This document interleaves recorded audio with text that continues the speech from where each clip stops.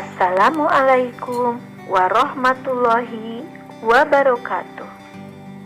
Jumpa lagi dengan saya, Eti Nurhayati, calon guru penggerak angkatan 2 dari Kabupaten Tasikmalaya. Modul 3.2.A.9, koneksi antar materi pemimpin dalam pengelolaan sumber daya. Apa yang dimaksud pemimpin pembelajaran dalam pengelolaan sumber daya? Yaitu seseorang yang memiliki kemampuan untuk melihat secara holistik aset-aset sekolah, serta dapat merencanakan dan mengorganisasikan program sekolah yang dapat meningkatkan kualitas pembelajaran yang berpihak pada murid.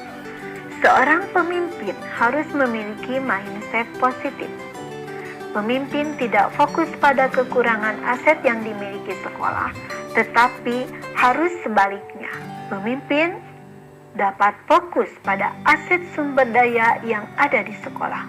Setelah memetakan aset-aset tersebut, maka diharapkan dapat mengelola dan mengembangkan secara berkelanjutan.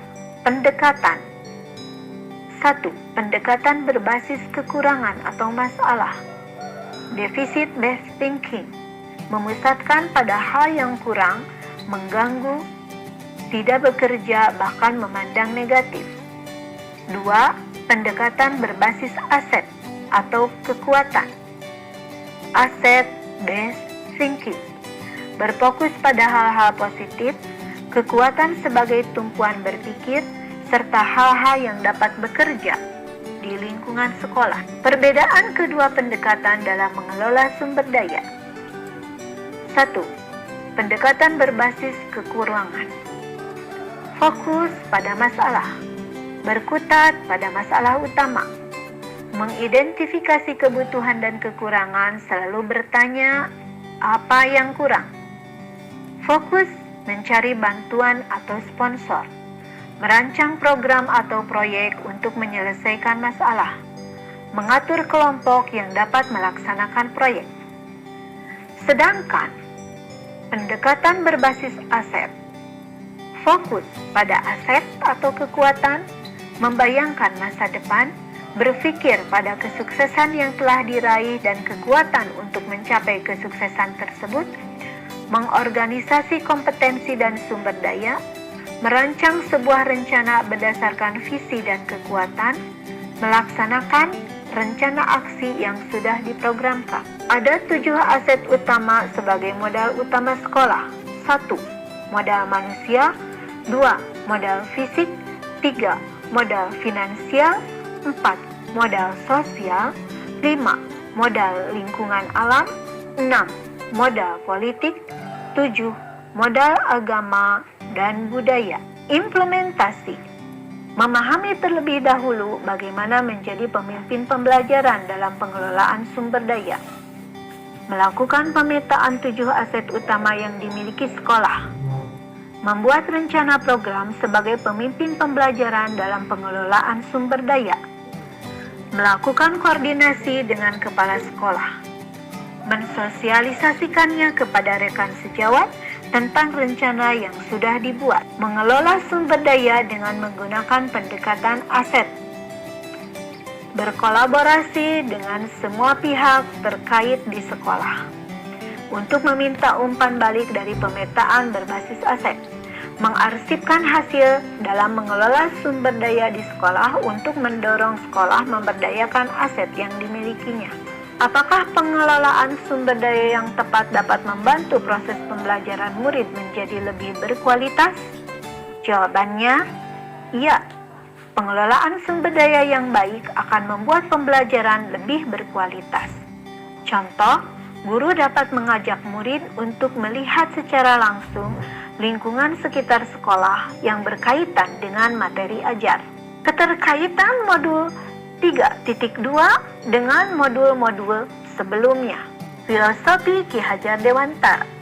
Pemimpin dalam pengelolaan sumber daya kaitannya dengan pemikiran Ki Hajar Dewantara, yaitu menuntun segala kodrat yang ada pada anak agar mereka mencapai kebahagiaan dan keselamatan termasuk dalam berpikir berbasis aset atau kekuatan dan berpikir positif tentang potensi anak.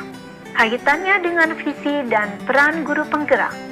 Visi yang kuat dari seorang guru penggerak akan mampu menyelaraskan sumber daya yang dimiliki oleh sekolah, sehingga kelemahan suatu ekosistem sekolah tidak lagi relevan, melainkan lebih fokus pada kekuatan sumber daya yang dimiliki oleh sekolah.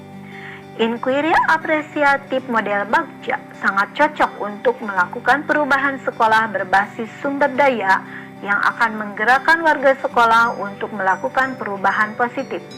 Perubahan positif yang dilakukan secara konsisten akan melahirkan budaya positif. Budaya positif. Tujuan budaya positif yaitu untuk menumbuhkan karakter dan hal-hal baik yang dimiliki anak. Budaya positif membantu mereka membedakan hal-hal yang baik dan yang buruk, mengubah perilaku buruk menjadi perilaku yang baik, serta memiliki sikap tanggung jawab. Hal ini merupakan salah satu aset atau modal manusia. Pembelajaran berdiferensiasi. Dengan sumber daya yang dimiliki sekolah, maka akan mampu memetakan kebutuhan belajar murid sesuai dengan kebutuhan belajar yang bervariasi, sehingga murid tumbuh dan berkembang sesuai dengan bakat dan potensinya. Kompetensi sosial emosional. Melalui kompetensi sosial emosional, anak belajar mengenali emosi dalam diri melalui kesadaran penuh atau mindfulness. Selain itu, kompetensi sosial emosional juga dibutuhkan agar anak dapat bertahan dari masalah serta menjadi orang yang baik. Praktik coaching. Praktik coaching dilakukan untuk membantu coaching menemukan solusi dalam setiap masalah. Hal ini menjadi kekuatan diri sebagai salah satu aset, yaitu modal manusia. Kaitan modul 3.2 dengan pengambilan keputusan. Sebagai pemimpin dalam pengelola sumber daya, dalam menentukan keputusan diperlukan paradigma, prinsip, dan langkah-langkah pengambilan keputusan yang tepat agar tercapai keputusan yang berpihak pada murid dan mampu maksimal dalam mengelola sumber daya. Sebelum saya mempelajari modul 3.2, yakni pemimpin dalam pengelolaan sumber daya, saya berpikir berbasis masalah yang menyebabkan saya pesimis. Tidak memahami menjadi pemimpin dalam pengelolaan sumber daya.